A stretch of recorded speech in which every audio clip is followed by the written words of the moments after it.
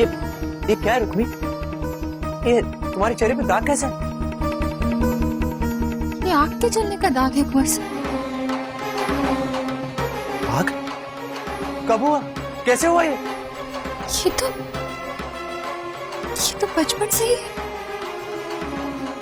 आपको बताया था ना मैंने। बचपन? मतलब पहले से था? हमेशा के लिए? अरे तुमने मुझे बताया क्यों नहीं? मैंने आपको बताया था कुंवर साहब। उस चिट्ठी में मैंने सब कुछ लिखवाया था रसाल से।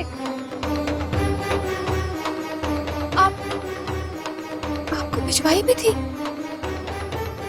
तभी तो आप हमारे से मिलने आए थे ना मंदिर में।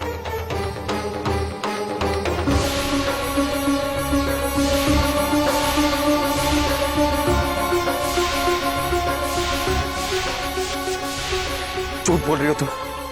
कुछ नहीं लिखा था उस चिट्ठी में, कोई जिक्र नहीं था इस दाग के बारे में। अरे तुमने तो सिर्फ इतना लिखा था कि तुम मुझसे मिलना चाहती हो, बस। रुक्मी, इस दाग के बारे में मुझे कुछ नहीं पता, कुछ भी नहीं। मैंने साफ साफ लिखा था सब कुछ उस चिट्ठी में। आपकी कसम खा के कह रही हूँ। चिट्ठी? कुंवर साहब, मैं आपको धोखे में नहीं रखना चाहती थी, और विश्वास करो, मैंने उस खत में सब कुछ साफ साफ लिख दिया था।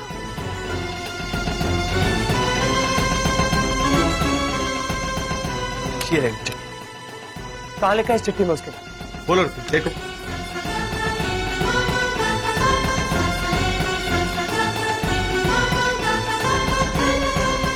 ये तो माँ का लिखा हुआ खत है।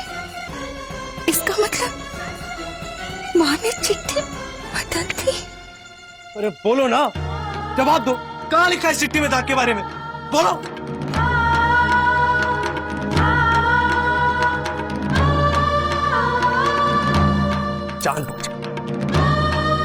जानबूझ के तुमने मुझसे बात छुपाई है, धोखा दिया है मुझे तुमने। क्यों छुपाया है सच? क्यों नहीं बताया मुझे?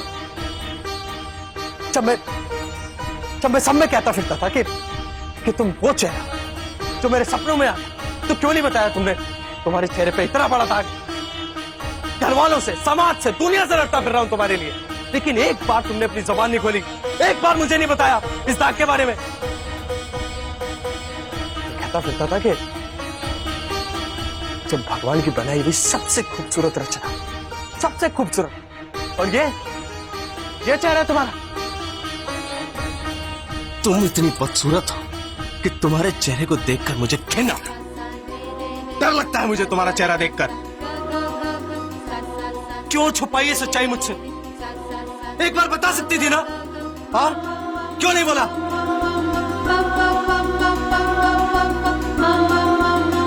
समझा, तुमने ये सब कुछ इस हवेली में आने के लिए किया। एक अमीर घर के लड़के के साथ आलीशान जिंदगी बिताने के लिए तुमने किया ये सब। यही सच है, तुमने सिर्फ मुझे धोखा नहीं दिया है, प्यार जैसे खूबसूरत लफ्ज को धोखा दिया है, मेरी चाहत को धोखा दिया, मेरे भरोसे को धोखा दिया, मुझे धोखा दिया है तुमने। क्यों किया तुमने मेरे साथ ऐसा रुक्मी? क्यों? अरे तुम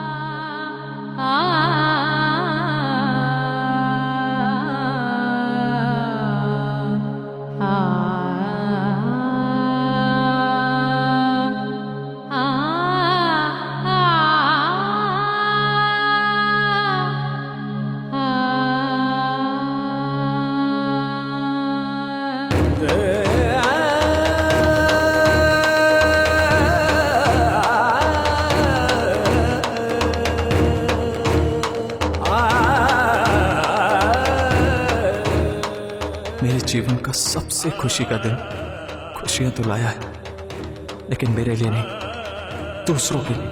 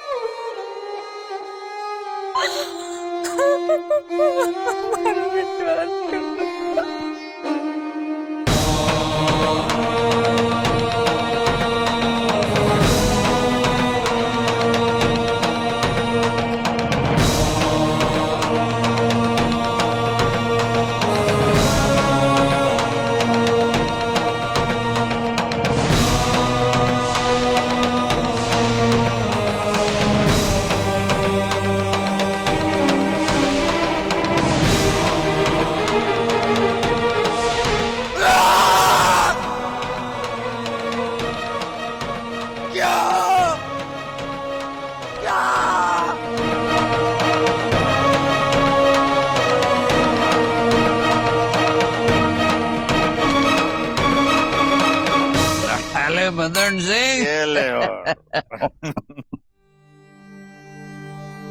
हाँ आज तो मने राजा जैसा लागे। और नहीं तो क्या मदन सिंह, तू राजा से कम थोड़े ही ना है। थारी जमीन मिल गई, बेटी का ब्याह इतने बड़े घर में हो गया, अपने आंगन में बिठाकर अंग्रेजी पिला रहा है, तो राजा से कम थोड़े ही है। घड़ी खमा राजा, घड़ी खमा। खमा गणी के खबर लायो मंत्री साहब।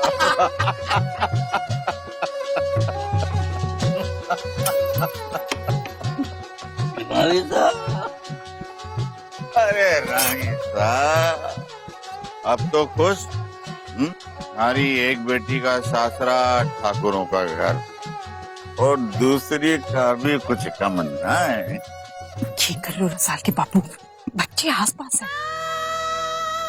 बस अब रसाल का भी ब्याह हो जाए तो पार लग जाए। कि मारे को रुकने का कुछ बुरा करना है? अरे बाबली, मैंने तो जो कुछ भी किया वो थारी खुशी के लिए किया, ताकि थारी और विक्रम की जिंदगी खुशियों से भर जाए। यही तो तू चाहती थी ना? चाहती थी, पर जीजी की खुशी को बलि चढ़ाकर अपनी खुशी ना चाहिए मारे को। अरे किसने बलि चढ़ाई थारी जीजी की खुशी? वो तो इतने बड़े घर में जाकर राज करेगी अब। पर मारी बात समझना तो दूर, तो मरने ही दोषी माने हैं। और यहाँ बैठे बैठे तो अपने साथ साथ मारी जान भी जला रही है। और वहां थारी जीजी खुशियां मनानी होगी। इस घर से जाने के बाद भी अपना मनुष्य साया जैसे यहीं छोड़ गई है। माँ, जीजी मनुष्य ना है वो? हाँ हाँ, थारी जीजी तो देवी है। हाँ है, बेचारी तो ये भी ना जाने कि चिट्ठी आपने बदली।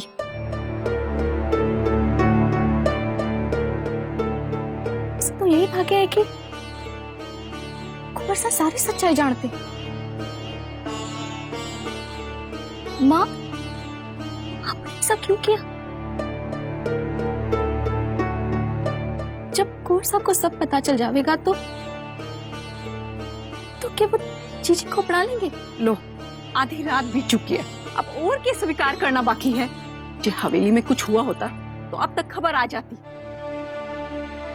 चल, अब सब कुछ सोचना बंद कर। अरे थारी जीजी बहुत खुश होगी वहां। जब थारा बापू उसे पग फेरे के लिए लेके आवेगा तब खुद ही देख लीजिए। रसाल